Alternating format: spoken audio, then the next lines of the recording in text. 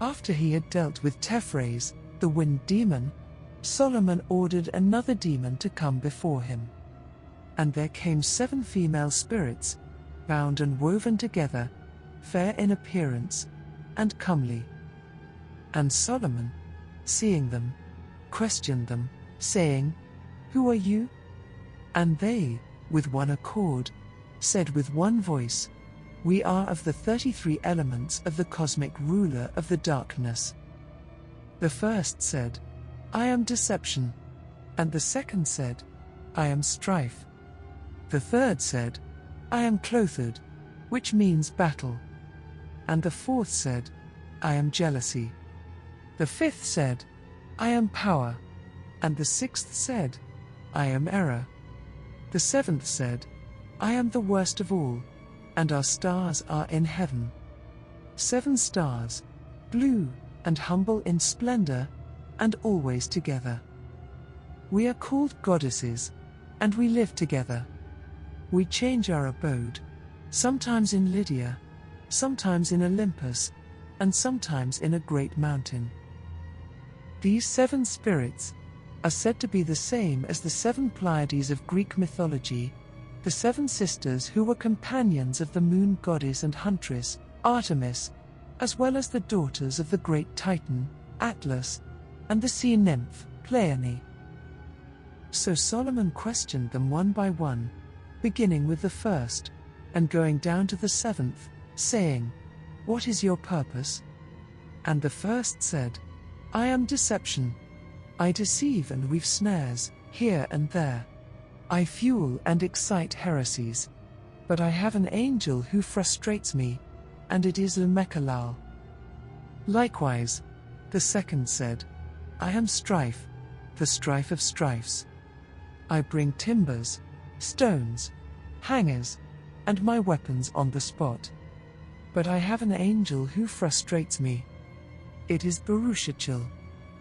The third said, "I am clothed, I am battle. I cause the well-behaved to scatter and fall foul of one another. I have an angel that frustrates me, and it is Marmarat." And the fourth said, "I am jealousy. I cause men to forget their sobriety and moderation. I part them and split them into parties, for strife follows me hand in hand. I separate the husband from the sharer of his bed, and children from parents, and brothers from sisters. But why tell so much about my hatred? I have an angel that frustrates me, it is the great Balthiel." The fifth said, "I am power. By power I raise up tyrants, and tear down kings. To all rebels, I give power. But I have an angel that frustrates me, and it is Astaroth." And the sixth said, "I am error, O King Solomon, and hear me. I shall make you to err, as I have made you to err before, when I caused you to slay your own brother. I shall again lead you into error.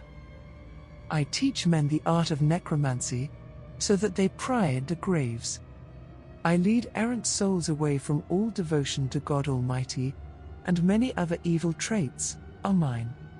But I have an angel that frustrates me, and it is Uriel." The incident the spirit of error spoke of referred to Solomon's elder brother, Adonijah, whom Solomon executed after he became king. Years ago, at the death of the eldest sons of David, Amnon and Absalom, Adonijah tried to proclaim himself king, for he was next in line for the throne. But the prophet Nathan warned David, through his wife Bathsheba, that it was the will of God that Solomon, the younger son, be made king, and as instructed, David proclaimed Solomon king. Adonijah begged for mercy, and was pardoned by Solomon. But shortly into the future, Solomon would execute Adonijah over a very trivial matter. The spirit of error claims it was she who made him react so strongly and unreasonably. And so, the seventh spirit said, "I am the worst, and I shall make you worse off than you were, because I shall impose the bonds of Artemis. You shall set me free by the locust, for it is by that means that you shall fulfill my desire. If one were truly wise, he would not turn his steps towards me. By her statement, this spirit foretells that the time Solomon shall turn away from God was nigh. He shall build altars for foreign gods, and worship them.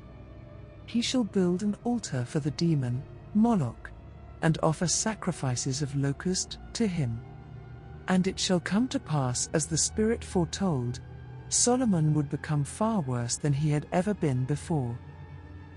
Solomon wondered deeply at this revelation, and sealed them with the ring of God.